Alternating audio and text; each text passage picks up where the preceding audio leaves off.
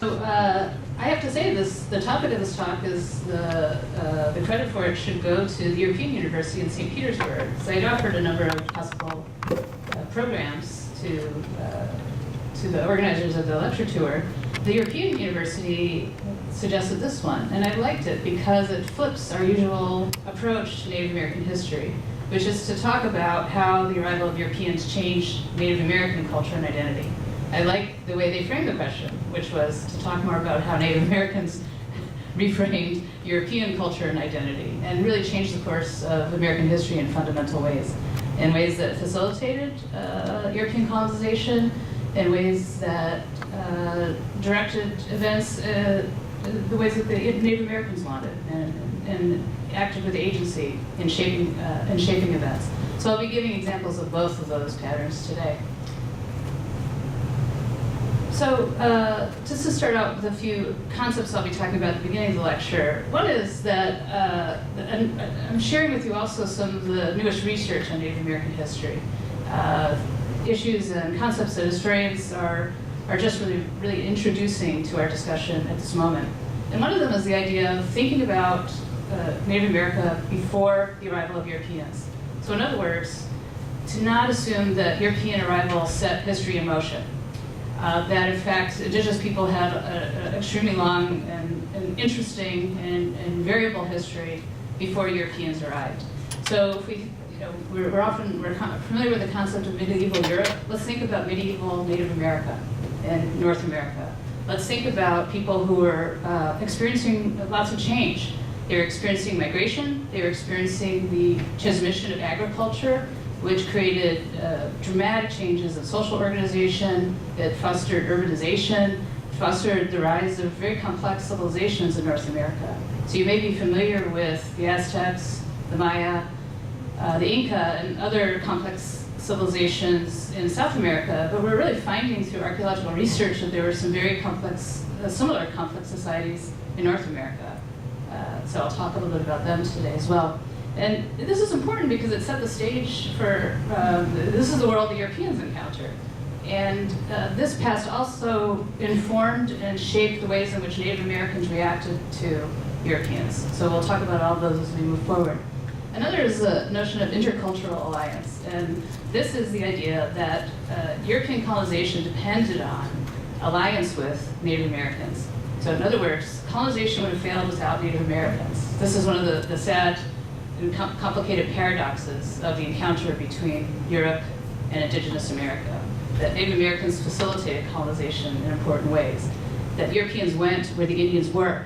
They did not go where the Indians were not.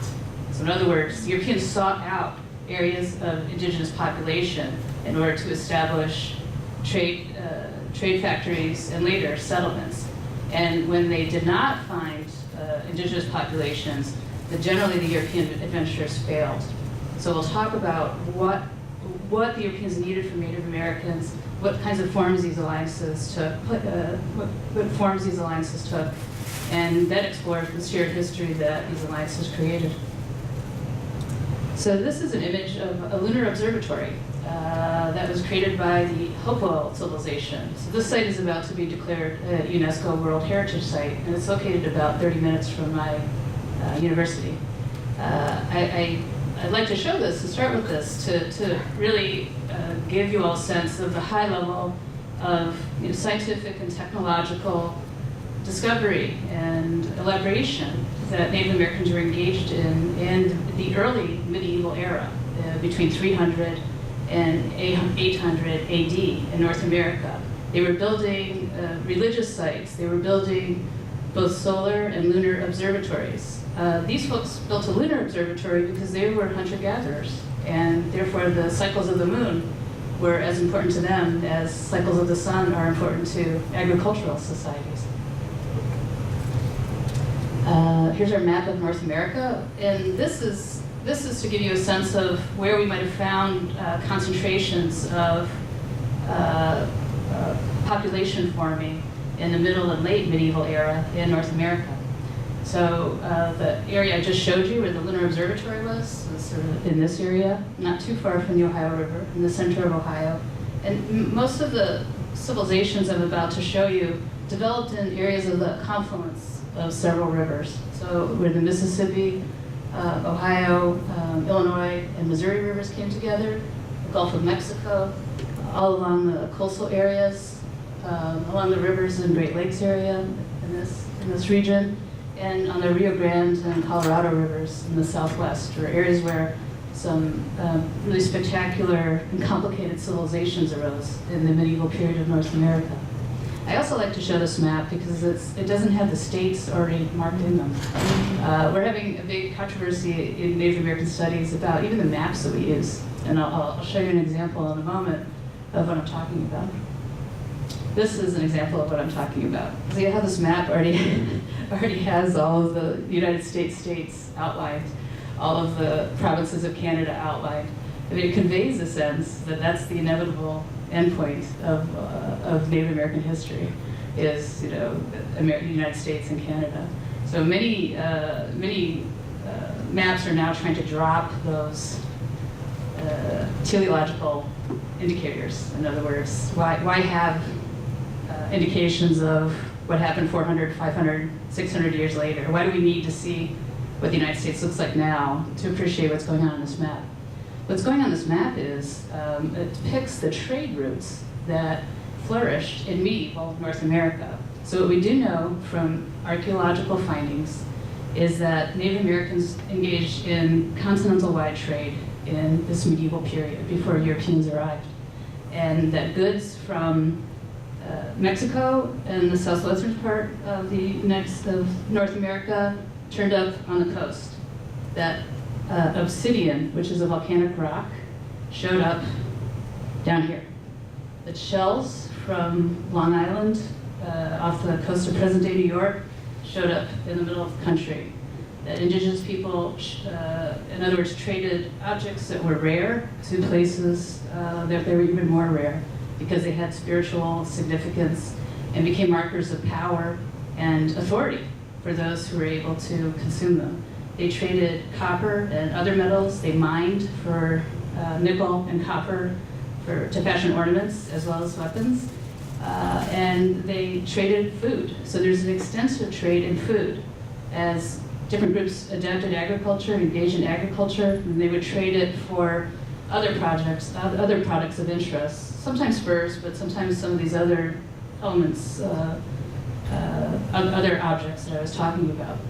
And these routes that are painted on here, you can see, are sort of some of the same routes of communication and trade that we see in the colonial period and even in the present-day United States. So, the Native Americans are the ones whose travels and trade actually the Europeans used, followed, exploited once they arrived. So, but they didn't introduce trade to Native Americans, or long-distance trade, or long-distance communication. This was already happening. So here's just a few examples of some of the objects that might have been traded. These are copper. And people also traded in ritual artifacts. In medieval North America, Native Americans went on pilgrimages.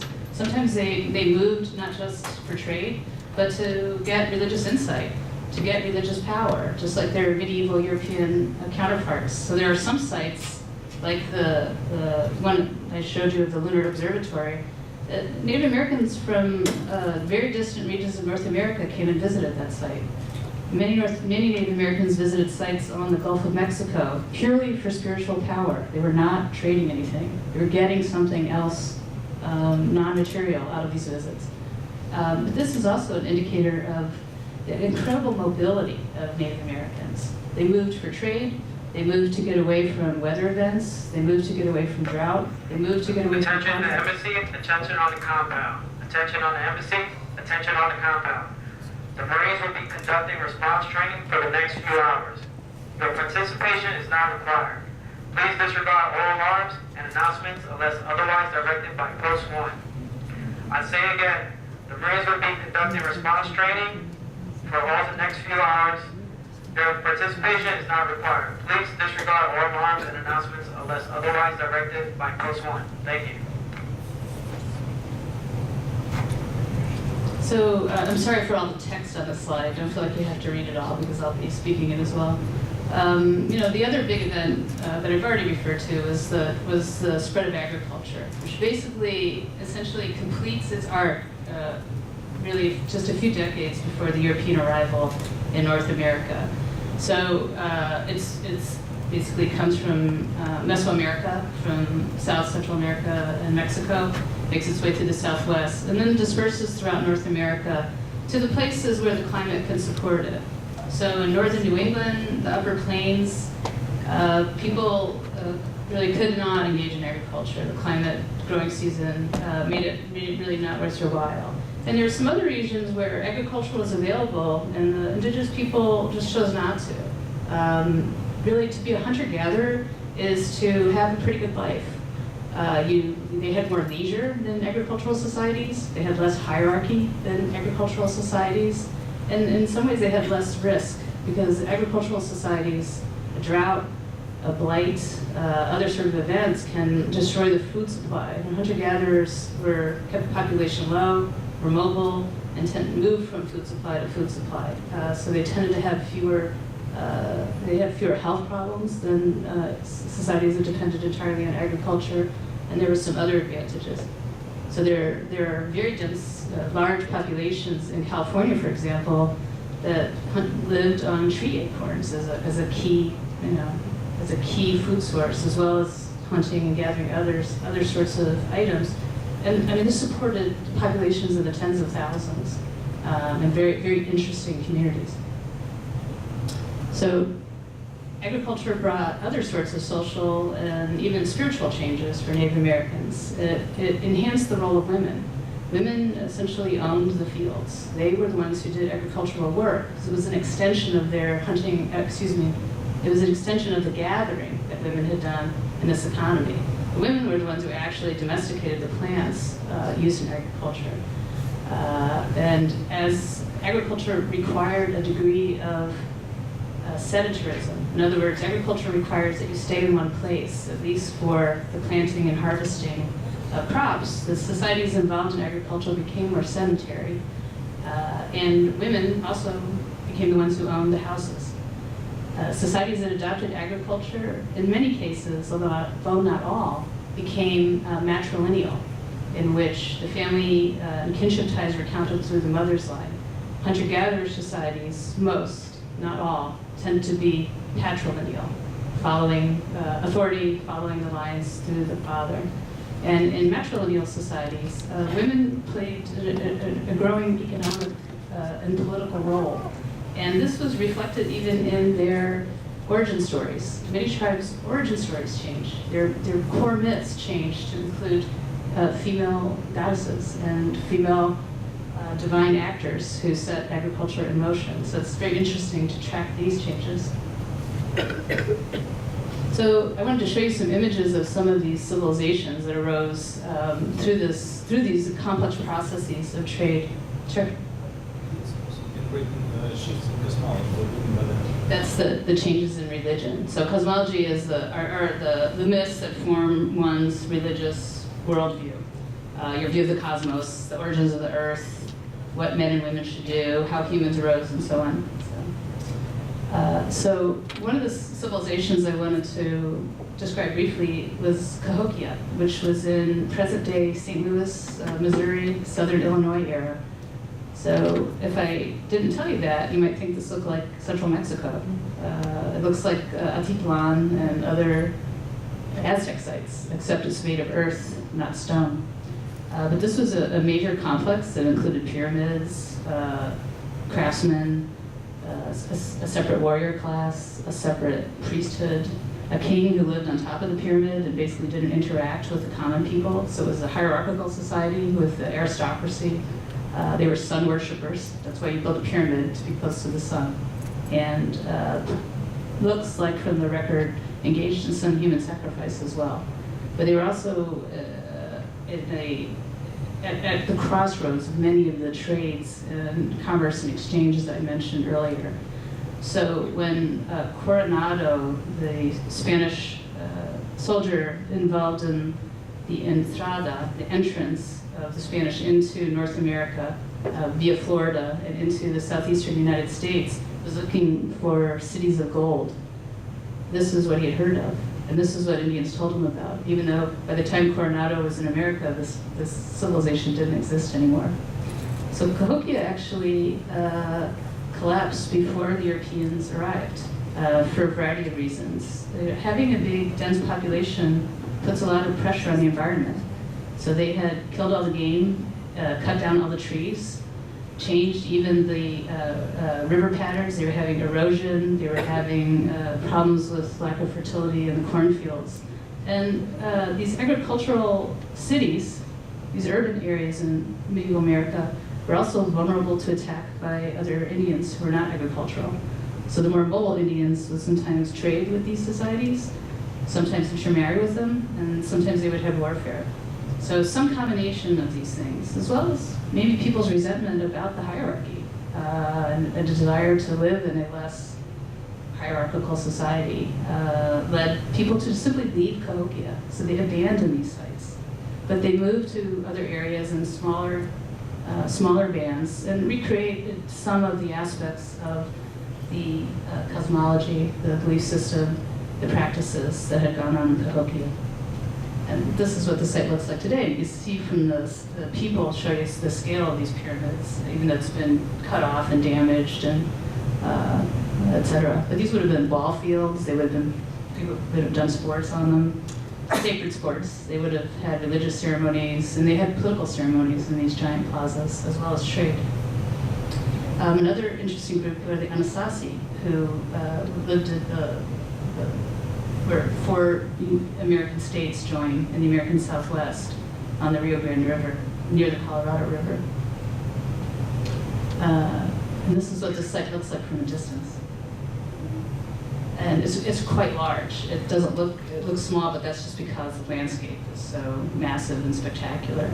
So why do you think so these people are agricultural and there are fields around the river. Why are they up there?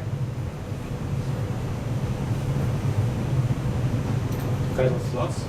Because of Floods? that's a possibility. I had another idea in mind. Floods could be in the mix, but there are some other good reasons too. Predators, and human predators, basically. So it's they were also constantly in exchange or violent interactions with groups of hunter-gatherers, and those hunter-gatherers were the forerunners of today's Navajo and Apache, where sometimes traded, sometimes raided, sometimes enslaved each other with the Anasazi. But this was also a highly developed and technically advanced society. They had aqueducts, complex irrigation systems, 60,000 square miles of area in their under their influence. They built roads for travel and trade, and they basically connected cultures in Mexico with cultures in the rest of North America. But they also abandoned their site before the Europeans came, for some of the same reasons that the Cahokia fell, mostly environmental. It was very difficult to sustain these populations over the long term because of the environmental pressure that concentrations of population put on local resources. There had also been a volcano erupted in the southwest of America around 1100, and that also created all sorts of problematic conditions. It affected rainfall, it affected the amount of sun, so it probably meant that their crops failed, that they didn't have good yields. So again, people didn't die, they just decentralized and moved and created smaller communities, smaller villages, while maintaining a lot of the same technology and techniques. So the Pueblo, the Hopi, other groups emerged from this migration. The last group I wanted to talk about was one that actually existed before the Europeans came, but persisted afterwards.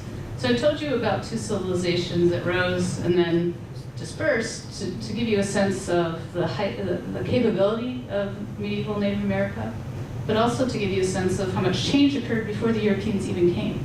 So that Native Americans were used to change. They were used to dramatic new power centers emerging, but then collapsing.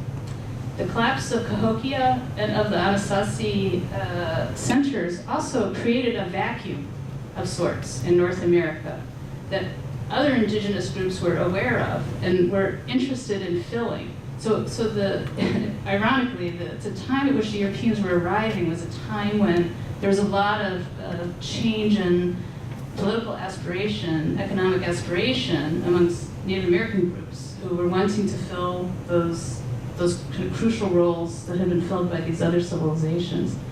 So the Iroquois essentially formed their community really just decades before Columbus's voyage to the Americas. So they're pulling it together right before the Europeans arrived.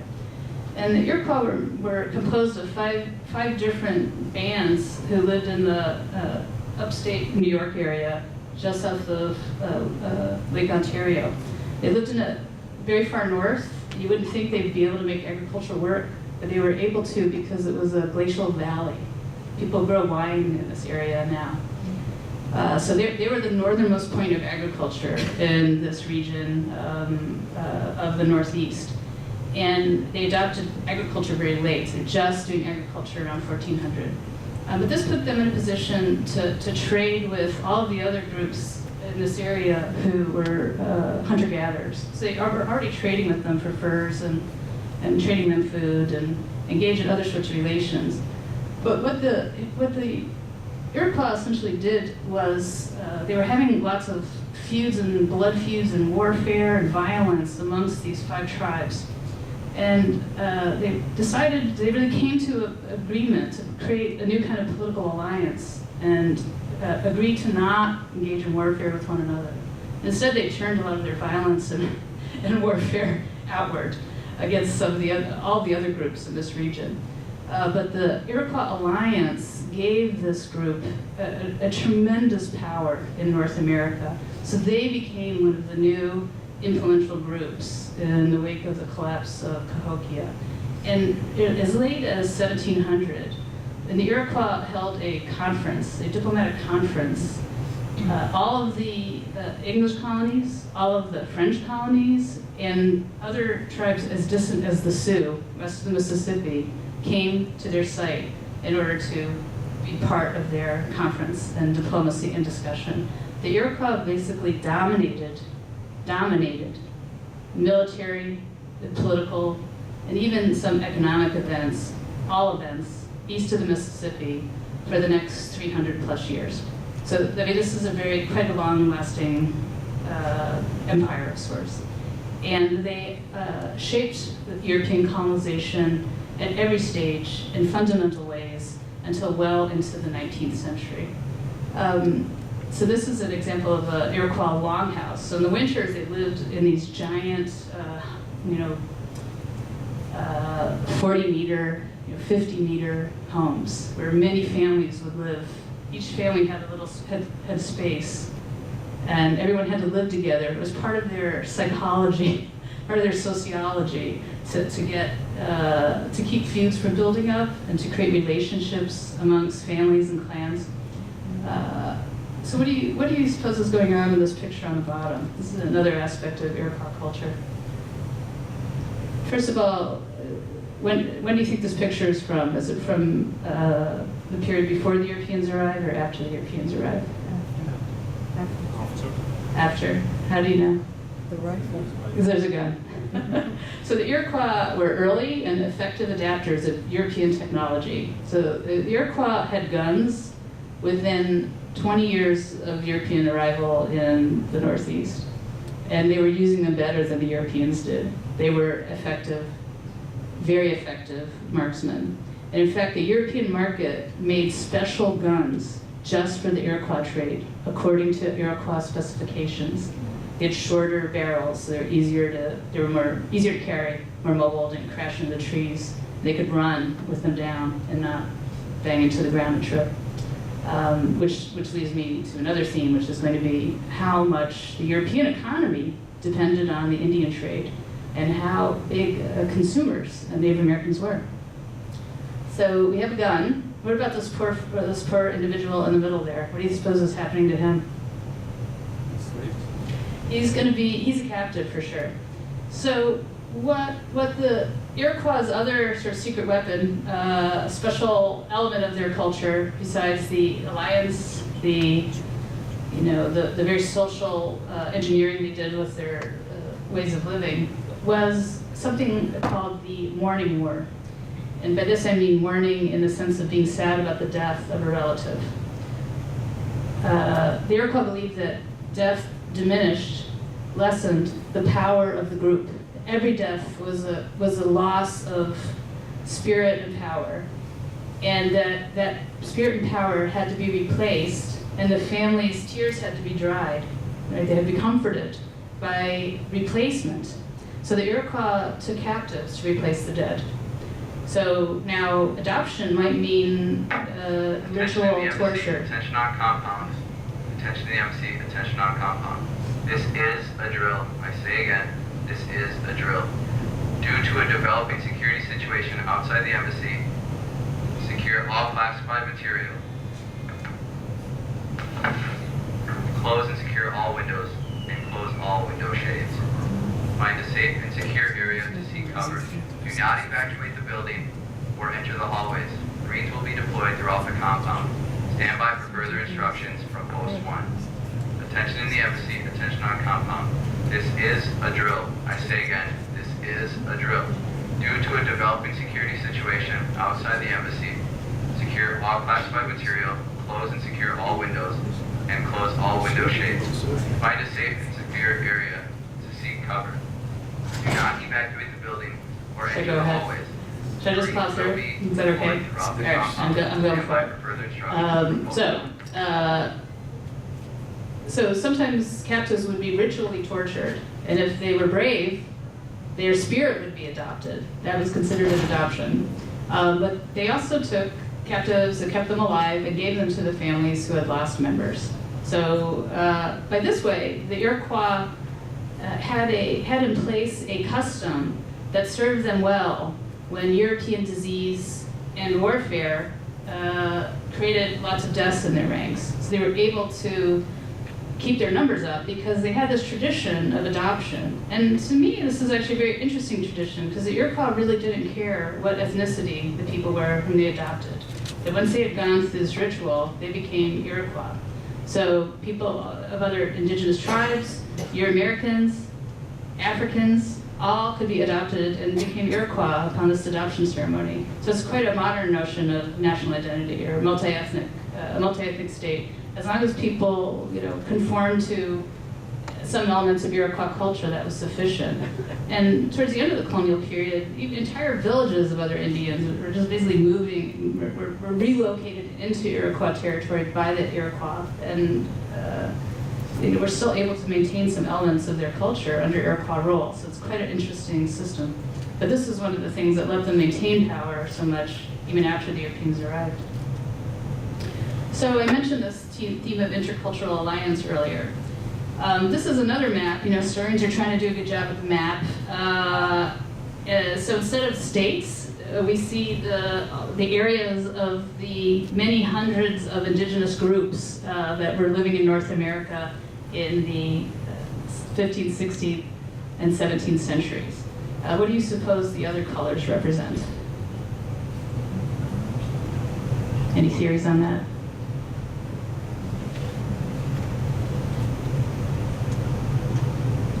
They're meant to be reflections of European influence.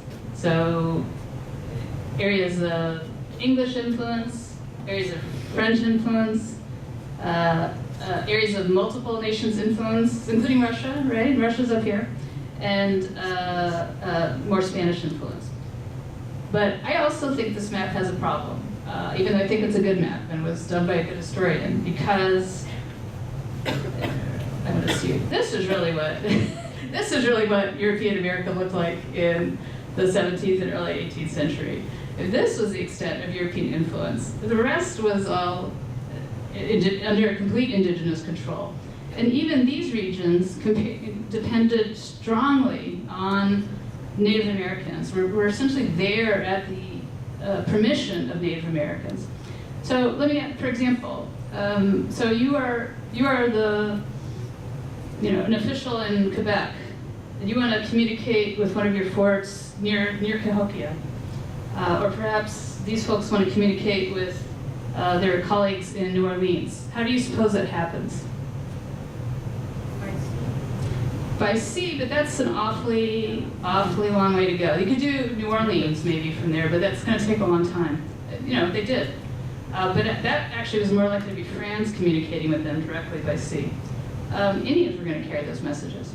So, in fact, all of these empires depended on Native Americans to carry communications, information essential to the operation of an empire was essentially being carried by Native Americans.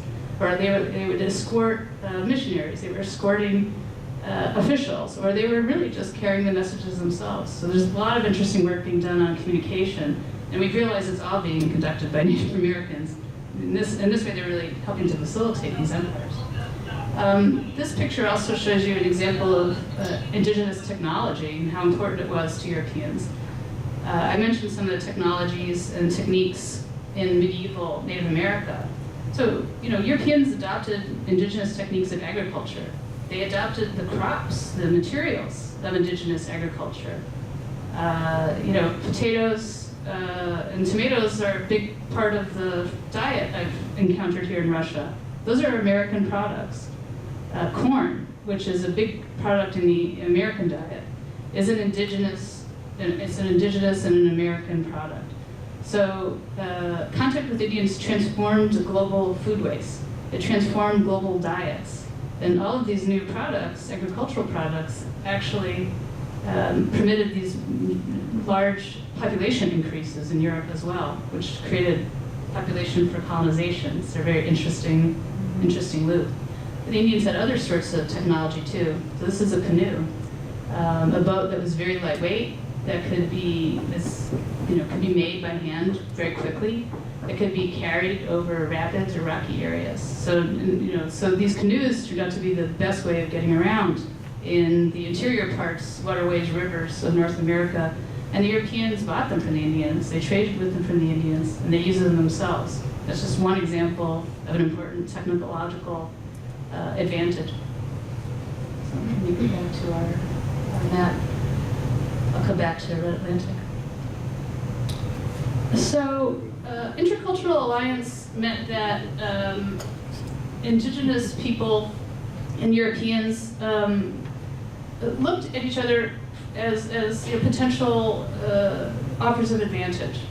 So, when Native Americans saw Europeans in the period of colonization in North America, particularly of English colonization. Attention embassy, attention on the compound. Attention embassy, attention on the compound. The Marines will be conducting response training for the next few hours. Your participation is not required. Please disregard all alarms and announcements unless otherwise directed by Post 1. I say again, the Marines will be conducting response training for the next few hours. Your participation is not required. Please disregard all alarms and announcements unless otherwise directed by Post 1. Thank you. So both sides were looking to take advantage of the other. This is my point here. So Europeans were looking for subsistence during the early years of the establishment of their trade factories. They were looking for food because they weren't in a position to bring enough for themselves. They weren't going to be able to establish agriculture for a number of years. They didn't know how to do agriculture in North America. So they really couldn't even feed themselves for periods that might be 5 years or it might be 50 years. They depended on Indians for basic things like food and shelter. They also depended on Native Americans for defense. A number of colonial ventures had been actually driven off by Indians in North Carolina, in what is today Cape Cod, off the coast of Massachusetts, and in Maine. So Europeans who fell foul of the Indians very quickly found they couldn't sustain their colonial ambitions, their factories, their trade. So the Europeans realized they actually had to work with Native Americans and in many ways accept Native American demands and customs to even initiate relationships. So for example, go back to where the French in this region, and also to a certain extent with the Iroquois, had to give annual gifts of as many as 20 million to 40 million livres, gold coins, just to get the Indians to come and trade with them. This was seen as an expensive empire they had to pay because they needed Native American trade in order to make their colony economically viable, to give it something to exchange in Europe for the other goods and services that these colonial societies needed. They also needed the Indians for defense. So, subsistence, economic support, and defense made Europeans dependent upon colonies. And the dependence really varied from place to place. In places like New England, where the colonists brought complete families, their women and children, large numbers, agricultural implements, livestock, they acquired a greater independence economically and in terms of food in 20 to 25 years. But some colonies, particularly French colonies, and really to a certain extent Spanish colonies, were dependent upon the Indians for their entire existence, for food, for all the basic elements of their operation. So this meant a different form of colonization conducted by each of the European powers. For the French, they really had a very slight presence. So in New Orleans, for example, there were only 4,000 French people. There were 5,000 African slaves, and then tens of thousands of indigenous people surrounding the area. So the French were completely at the mercy of the Indians if the Indians had wanted to expel them. Similar numbers in Quebec. In early New England, too, 140,000 Indians, about 20, 22,000 colonists. So, their colonists were vulnerable. They generally tread lightly in these early years. But as they became more independent regarding subsistence and food, some colonists got more aggressive with the Indians. So the level of aggression and displacement tended to link completely to how dependent Europeans remained. And the English Empire, because it brought greater numbers of settlers, was also interested in displacing Indians from territory. This is a practice that historians call settler colonialism. So the English colonies were really the only settler colonial colonies of this part of North America in the period, where they brought large numbers of population. The population grew very quickly, and that they were sort of interested in displacing Indians. The French really wanted to keep the Indians around. The biggest French fort south of the Great Lakes was in where present-day Pittsburgh was called Fort Duquesne. And an English visitor went to that fort and was shocked to find it had no walls. It was a fort with no walls. The Indians were the walls. So the French basically had Indians camping around. They were there to trade, socialize, engage in different sorts of activity. They're who protected the French against other Europeans, against other Indians. Right? So they needed allies to make it work. The English did worry about security, however, and particularly they worried about the Iroquois and the Iroquois Empire. So they were constantly negotiating with the Iroquois and constantly trying to keep other Indians as allies to buffer them against huge powers like the Iroquois. So in one instance, the governor of Virginia allowed the Iroquois to pass through Virginia to attack North Carolina. So, rather than anger the Iroquois, he gave up North Carolina to Iroquois attack. This was how much power the Iroquois had and how much individual colonies were not necessarily in alliance together against the Indians, but in fact were arranging their own alliances and relationships.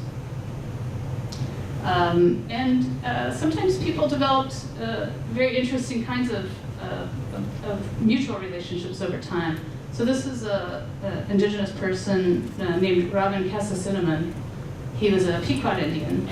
He formed a close relationship with the man who became the governor of Connecticut. And one of the things I know from my research is that we tend to think of the Europeans as being here, Indians being here. There's a border or a frontier between them. The relationship is warfare. But the relationships were so much more complicated. They were personal. There was intermarriage. There was friendship.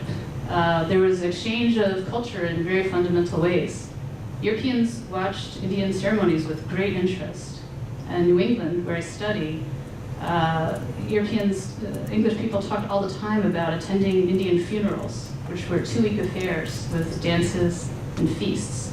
And in fact, it's my theory that the New England funeral changed. The English funeral changed because of this exposure to Indigenous funerals. Became much more elaborate, became a ceremony that took several days, and that included elaborate coffins and funerary things that it hadn't included in the early period when the English first came.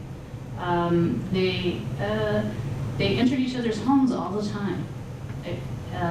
They were involved in sort of daily and intimate ways. And I think it's important to keep that in mind when we think about these relationships. It's very difficult to track the long-term cultural influence of Native Americans in the ways that we've been able to track the influence of African Americans, for example. So with African Americans, we can look at music, we can look at art, we can look at construction, we can look at inventions in the 18th and 19th and 20th century and sort of identify and recognize those direct influences. And the influences are more subtle when we're talking about Native Americans. They transformed our food, they probably transformed our ritual lives, and they transformed our technology, but we don't often credit them Attention with on the these embassy, transformations. attention on the compound. Attention on the embassy, attention on the compound. The Marines will be conducting response training for the next few hours. Your participation is not required. Please disregard all alarms and announcements unless otherwise directed by post 1. I say again, the Marines will be conducting response training for the next few hours. Your participation is not required. Please disregard all alarms and announcements unless otherwise directed by post 1. Thank you. Sure. Yeah, I have a I have a question about intermarriage. I don't know if you're going to touch upon it later, but I always think that the French and the Spaniards it was the men who came over as adventurers type, and the English come over with their families to really settle. But would you be able to comment on that? Sure. There's more intermarriage. There's more intermarriage on the part of the French. Yeah, we're back. In fact, this links back to a trade question. So the quick answer, there's some intermarriage with the English, especially in the early decades of colonization. So Virginia has intermarriage. In fact, they're encouraging intermarriage. Massachusetts doesn't encourage it, but they don't discourage it. And when they do pass laws to prevent interracial marriages, they specifically exclude Indians from these regulations in the 18th century. So there's a sense in which Native Americans do are in a different position than African Americans. They are not seen as racially distinct in the same way, at least in this period. That comes later. There's still marriages being performed by justices of the peace between Indians and English in Connecticut and some of the other colonies I studied in the middle of the 18th century, and certainly in the 19th century too. So what the French practiced, though, is what's called marriage of the style of the country. And these were more informal relationships in some cases with Indian women. So anyone interested in engaging in Indian trade had to find a way to establish a relationship with the Native American women, because the women were the keys to relationships with the larger family. And the larger family was the key to getting goods and services. So our image of Europeans tramping around and catching beaver, they did not catch the beaver. Native Americans caught the beaver. Native Americans killed the deer. Native Americans killed the buffalo and processed these skins for sale. On the eve of the American Revolution, deer skins were the 5th largest export out of the English colonies. So this is a significant economy, and it's also significant for the French. So they needed these sorts of personal and familial alliances to actually make the economy work. What did the Indians get out of it? The Indians got access to trade too. And as I showed you with the guns, Indians were quick adopters of technology that was interesting to them, of objects that they thought might be of religious significance, of things that were both useful and things that were beautiful, just like we are consumers today.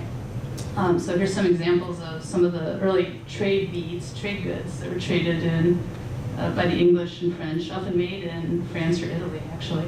So they're consuming high-end goods in some ways, unusual goods that people in England might not even have access to. What strikes you about this picture?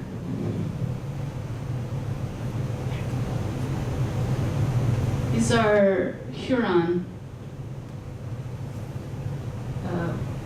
who had moved into the lower Great Lakes region. Anything strike you about either of these pictures? What do you see? What's interesting? Yeah, the hat. Some elements of the European dress. Certainly, and the fact that this one's maybe a little over Europeanized by the engraver, but you're absolutely right. They're all wearing cloth, aren't they? Mhm. The hats. Right, the hat, the headdress, and so on. What do you suppose these things are?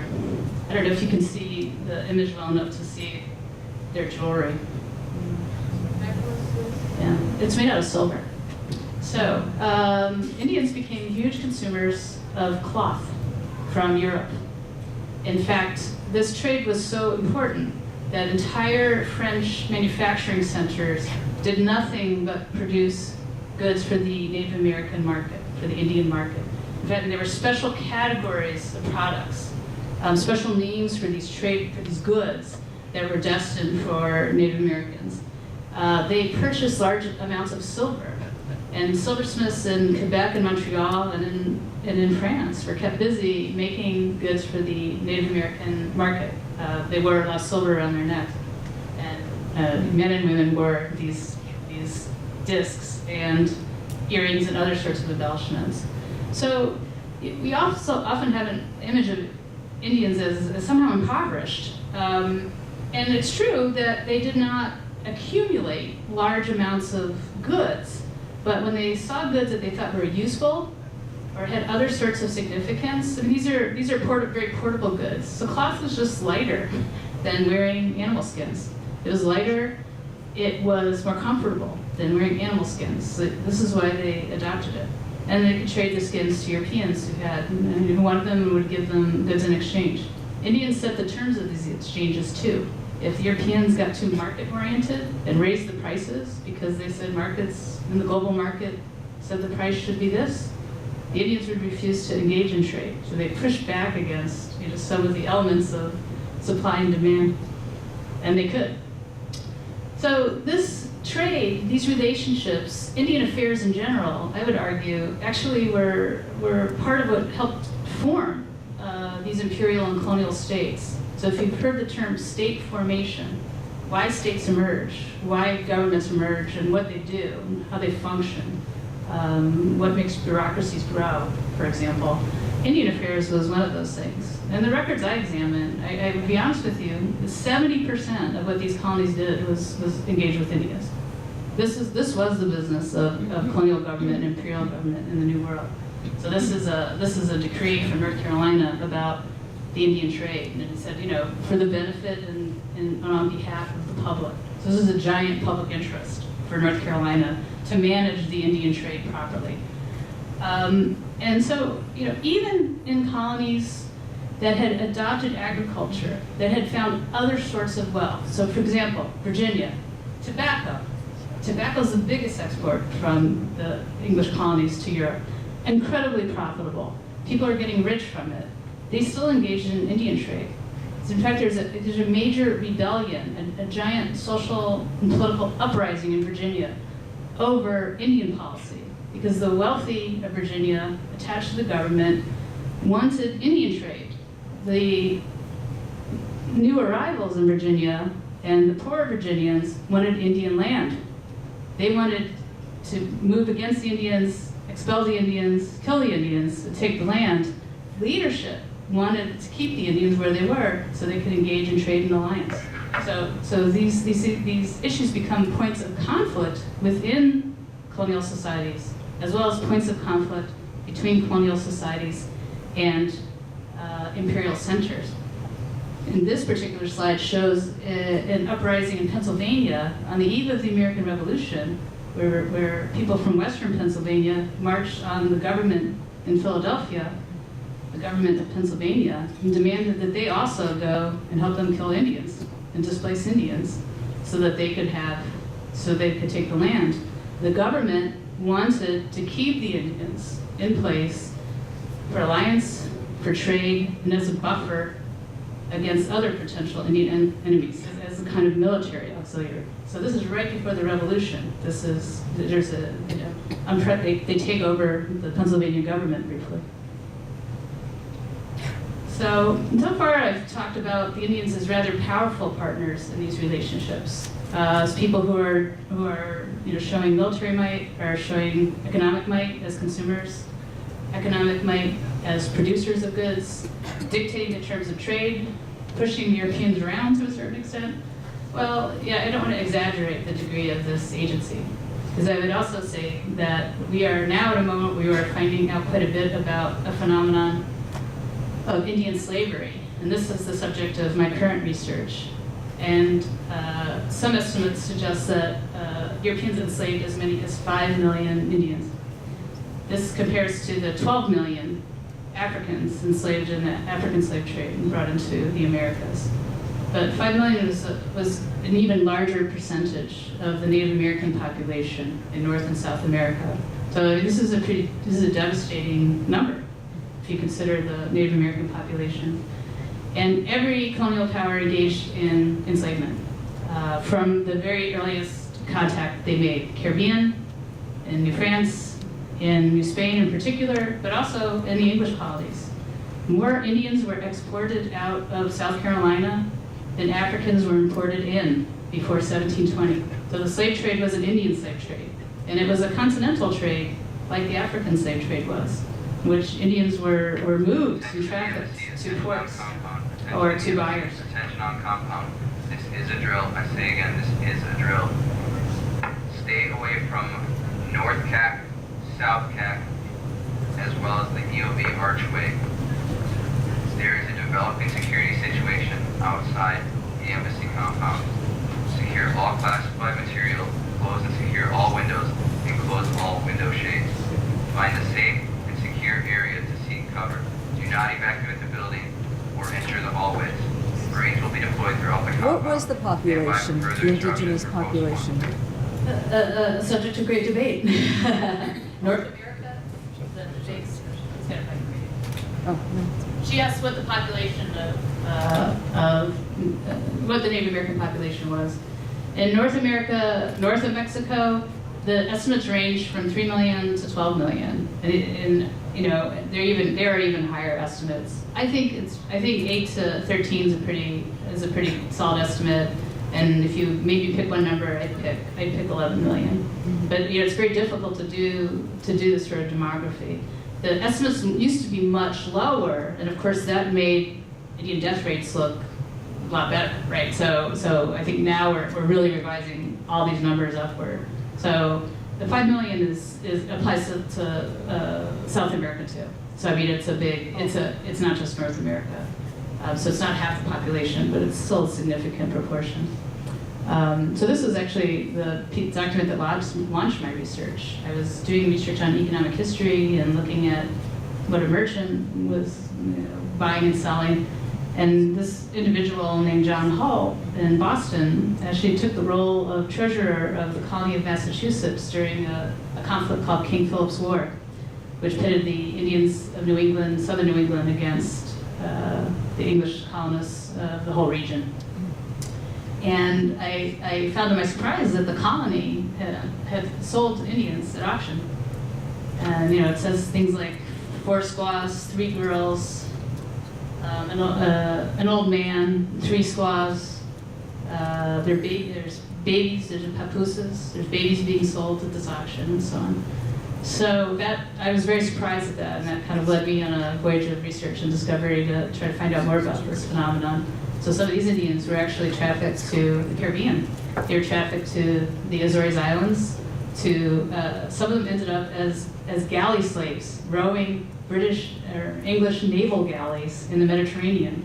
They helped build the English port of Tangier when the English owned and controlled Tangier.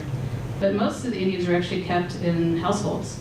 So our image of colonial America should also include the fact that Indians are living in the home, raising the children, cooking the food, engaging in agricultural work from New England to Carolinas as well. So again, that those relationships, that intimacy, that mutual influence, in this very coercive environment of slavery, that's still happening as well.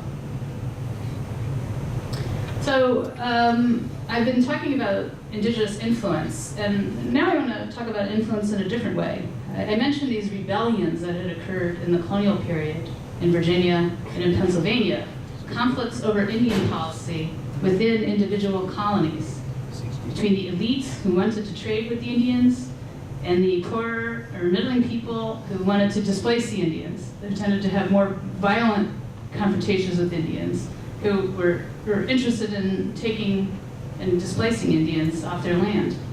Well, a giant version of that took place in the context of the American Revolution. So after the French and Indian War, France ceded its claims to the central part of North America to England. The Indians were not at that treaty negotiation, were not part of that agreement, hadn't signed it, and yet they found their territory essentially claimed by England. So England didn't control this territory any more than France had. England faced a major Indian rebellion, in fact, right after the war. The Indians actually rose up to try to get the French to come back. That was the purpose of the rebellion. They wanted the French back. They wanted also multiple European trading partners. The Indians practiced what a diplomat might call the playoff system. You wanted to have multiple partners to deal with, because if relations got bad with one, you could turn to the other. So the removal of the French created real problems for Indigenous people, because now they only had the English to deal with. And the English could sort of push them around a little bit more, not be as generous with trade, not be as generous with subsidies, and they did. The English initially were very aggressive. After the rebellion, though, the English changed policy.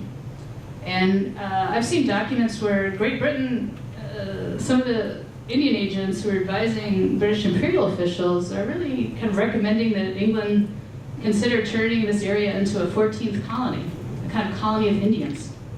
And certainly officials in England felt that the Indians had more, in some ways, more potential as subjects than some of the English colonists in the seaboard colonies who were creating lots of different problems for British officialdom. So British officialdom actually tried to draw a line and say that the colonists could not enter into this Indian zone, into this Indian territory. They're sort of protecting Indian territorial areas from the settler colonialism of the English colonists themselves. And this was actually one of the causes of the American Revolution. This line and other English efforts to try to protect Indigenous rights. So, what was happening here is England was really thinking about empire in the way they were going to practice empire in India, Africa, and elsewhere in the 19th and 20th century. An empire where they were subjects, and they could be of multiple ethnicities, and they would have a relationship to the imperial center. This is what they're sort of suggesting now should happen in this area of Indian existence. But from the colonist point of view, the English colonists, that's not the empire they wanted to live in. They thought of themselves as English. They wanted the same rights as people in England. They did not merely want to be subjects of the empire, but have their English identity, their European identity affirmed. From Europe, though, America looked like a weird place. It was a place full of Indians and Africans. By the middle of the 18th century, many Europeans didn't really view the colonists themselves as truly European anymore. They did view them as a distinct people living in this multi-ethnic society. And this realization for the English colonists was very traumatic. It made them feel that the empire was not the empire they wanted to live in. They did not want to live in what we call the Second British Empire. They had imagined a different relationship and a different future. So these very concrete issues of who was going to get to control this land, which many colonists were already speculating in, buying, selling, companies were already setting up activity. was one of the causes of the American Revolution. And of course, when they win the revolution, they move into these lands very aggressively. So the end of British Empire is bad for Native Americans. The outcome of revolution is negative, extremely negative for American Indians. So on the one hand, U.S. policy was to try to get the Indians to become more settled, more sedentary, and more agricultural, to give up hunting, to give up their mobility and migration, because they would need less land, to buy more stuff, to get into debt, so they would need to sell land to pay their debt. So they envisioned a peaceful transfer of land from Indians to the United States government, to individual buyers, through these processes of civilization and acculturation, the civilizing project. So that's an image of one of these civilizing projects. It's a Native American man who's being given a plow by this Attention and American embassy, agent. attention on the compound. Attention and embassy, attention on the compound. This is a drill. I say again, this is a drill. Due to a developing security situation outside the embassy, secure all classified material. Close and secure all windows, and close all window shades. Find a safe and secure area to seek cover.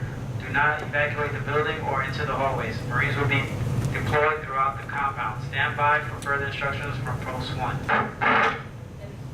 And this is meant to depict the Cherokee, who, along with tribes like the Creek and the Choctaw, did start embracing more agriculture. They'd always been agricultural. They did so, in a more expansive way, and got engaged in a lot of animal husbandry too. This group, some of them became slave owners. Some of them began to live in plantations, sort of like their Euro-American counterparts. But that didn't save them from being removed under the administration of Andrew Jackson. So no matter how civilized or acculturated Indians became, it did not protect them or necessarily permit their total integration into American life and society. Another path was taken by a group you might be familiar with, is the Sioux. So the Sioux are another example of a group who, for whom European colonization actually had positive outcomes, positive influences. So the Sioux had been a relatively powerless group living in the southern plains, not too far from the territory of the Anasazi. They migrated north and south and back again. They dabbled in agriculture for a while, but then they acquired the horse and completely changed their economy. And the Sioux just happened to be located in a geographical spot that gave them good connections to trade via Quebec and the Great Lakes, that was distant enough from Europeans that they were not really getting a lot of contact with Europeans, so they didn't suffer from the disease as much. At one point, the U.S. government even vaccinated the Sioux against smallpox, because the U.S. government viewed them as an ally in the 1820s and 1830s. The Sioux decimated a lot of other Native American groups who were their competitors and became the group that controlled the buffalo trade. And this their power went on for about 150 years, where they just dominated an entire region of North America with European help in many cases. So, this is happening, and this is happening at the same time. Another group that's, we're just finding out about, it's an incredibly fascinating story, followed a similar arc, and that was the Comanche.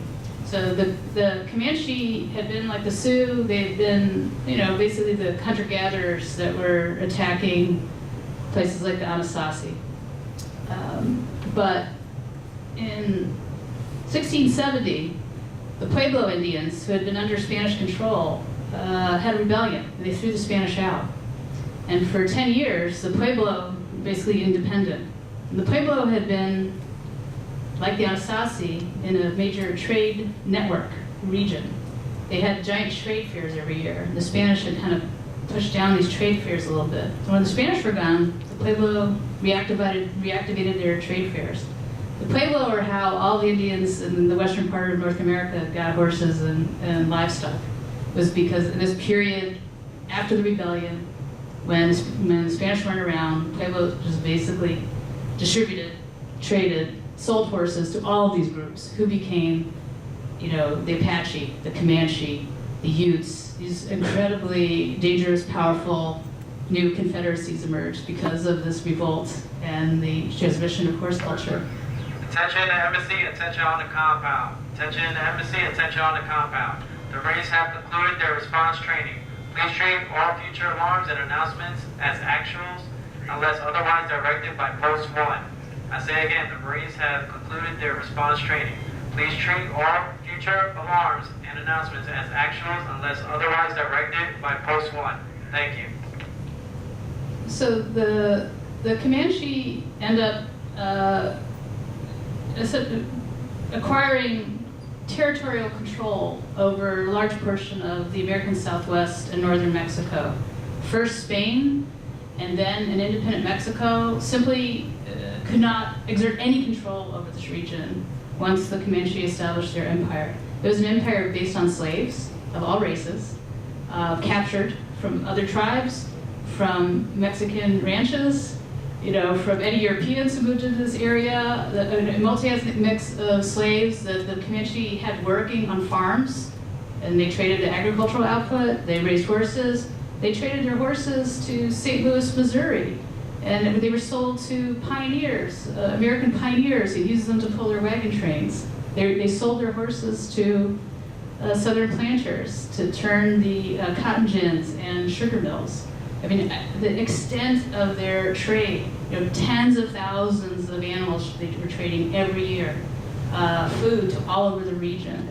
They raided farms and ranches of Europeans and Americans at will.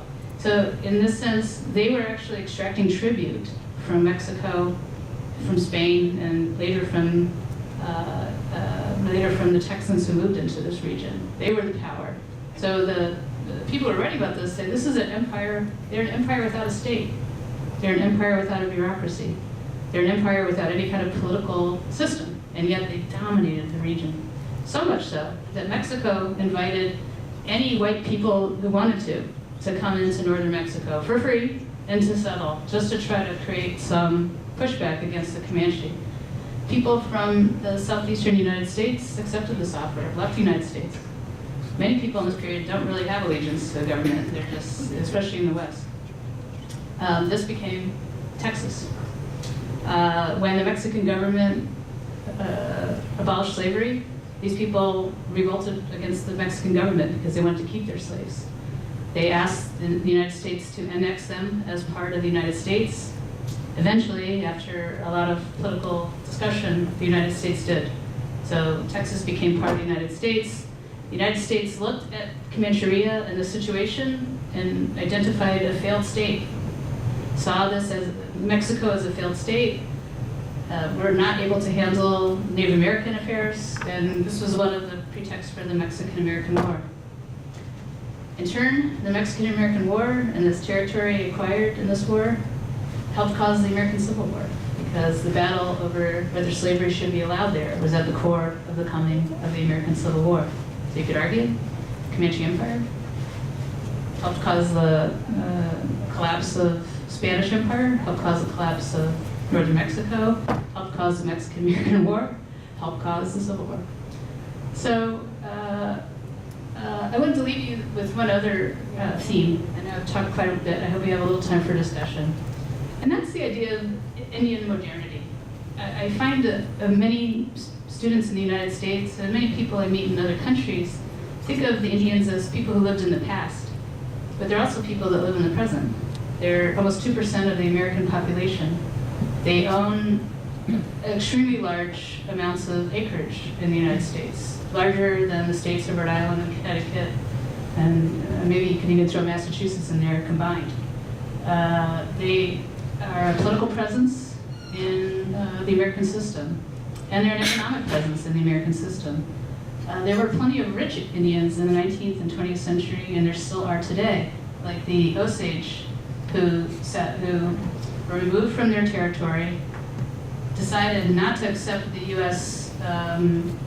Reservation that was offered to them, but asked for money instead, used the money to buy property and then found oil and gas on their property. And therefore, they owned it, they became rich, they couldn't be removed or displaced. So this is one kind of modernity. Another kind of modernity, though, is I would circle back to the comment I made about the Iroquois and their multi-ethnic empire.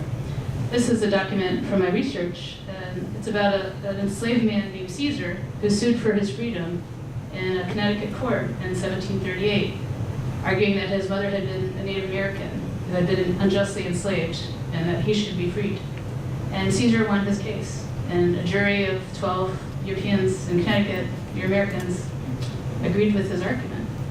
I contend that these are the beginnings of the American anti-slavery movement. In fact, the first successful cases on these bases were often brought by Native Americans. Native Americans also later became very involved in the abolitionist movement as well, which is not a history that's very well known. But I think there's also something here about modernity in the form of their Indigenous identity linking to American identity. This sort of willingness to think about identity without being so attached to a particular ethnicity, to think about other sorts of social connections and other sorts of shared values as a way of creating nation. The Comanche had empire without politics. Many Native American groups thought a lot about how to create nation in the 19th and 20th century and in the present without copying the United States, without creating the same kinds of political forms, or without creating hierarchy. So they've been very creative in their political thinking, and I think in ways that sort of have had some influence and have something to offer to current sort of political and community-based ideas. So on that note, let me end. Let us have some more conversation, and I hope I've given you some new perspectives on Indigenous influences on American history and culture. Thank you.